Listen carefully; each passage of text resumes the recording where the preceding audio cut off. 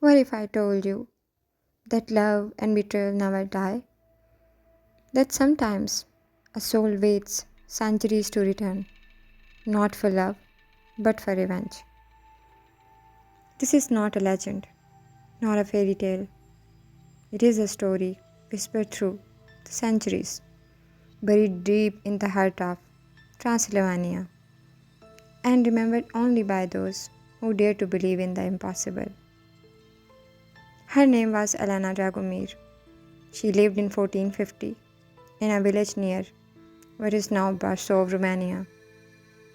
She was known for her grace, her kindness, and her unmatched beauty. Her father, a wealthy merchant, wanted to see her married into nobility. And that's when Victor Rado came into her life. Victor was a respected nobleman, tall, charming, and well spoken. But what no one saw was the darkness in his heart. To the world, it was the perfect marriage, but to Elena, it was the beginning of a nightmare.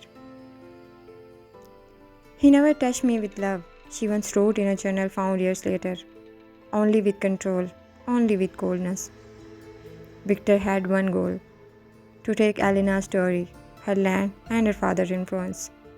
And once he had it all, he made Elena disappear. According to the whispers of the castle servants, one winter night, Victor drugged her, sealed her in a small chamber behind the eastern wall of the castle, and left her to die. Alive, buried, forgotten, but the soul does not forget. 600 years passed, generations changed, wars came and went. But in 2023, in the city of Bucharest, a 29-year-old man named Marco began experiencing terrifying dreams.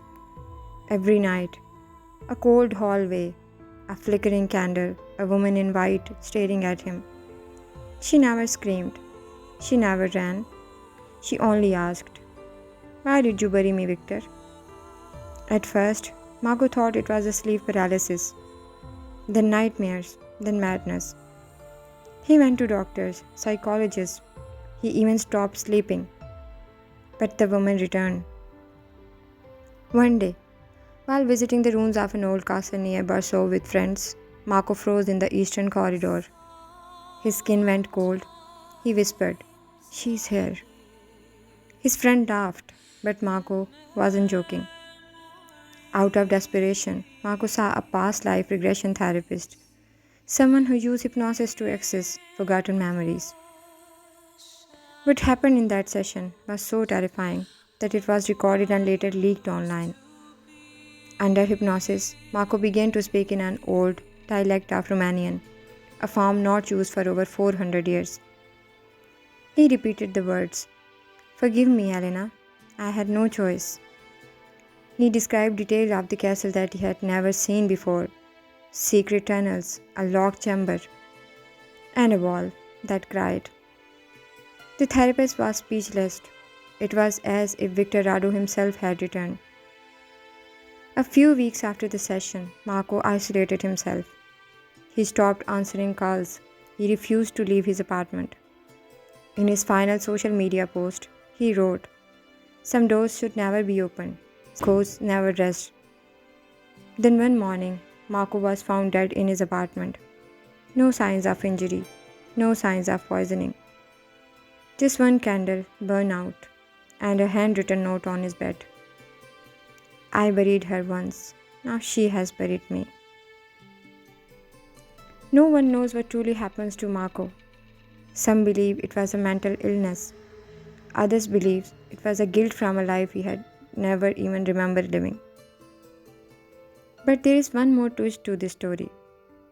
When the castle walls were examined months later during a heritage restoration project, workers accidentally broke through a section of the eastern wall.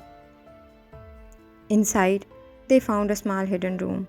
No windows, no doors, just a skeleton, clutching a torn piece of white cloth, and scratched into the stone wall behind it were the words, "He said I was his light, and yet he left me in the dark."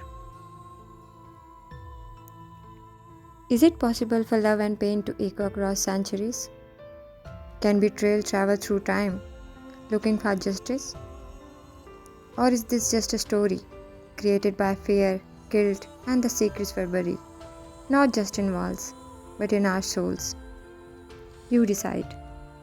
But tonight, if you dream of a woman in white, walking towards you in silence, ask yourself, what have I forgotten that she remembers?